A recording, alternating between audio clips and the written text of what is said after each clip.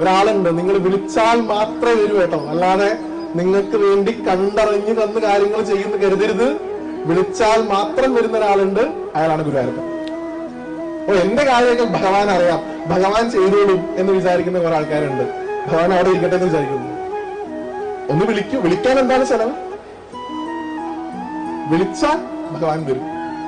അല്ലാതെ എന്റെ കാര്യങ്ങൾ ഭഗവാൻ കണ്ടറിഞ്ഞ് ചെയ്തോളെന്ന് വിചാരിക്കുന്നത്, നമ്മൾ അത്ര കണ്ട് ആധ്യാത്മികമായിട്ടുള്ള പുരോഗതിയിലേക്കൊക്കെ പോകുമ്പോഴേ ഭഗവാൻ നമ്മളെ ഏറ്റെടുക്കുള്ളൂ. അതുവരെ നമ്മൾ വിളിച്ചാൽ തന്നെ ഭഗവാൻ വരുള്ളൂ. ഞാൻ കഴിഞ്ഞ ഒരു സ്ഥലത്ത് പറഞ്ഞ പോലെ ഉണ്ണിയാണ്, കണ്ണനാണ്, കുട്ടിയാണ്, അത്രേ അറിയുള്ളൂ. ഒരുപാട് കഴിവുകളുണ്ട്.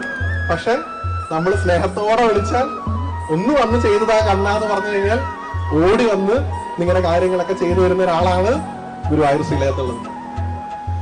സ്നേഹത്തോടെ വിളിക്കണം. കാരണം അവിടെ വന്ന് ചെയ്തു തരും. പറയാം. ആർക്ക്? അമ്മമാർക്ക് പറയാം. അവർക്ക് അതിനുള്ള അധികാരം.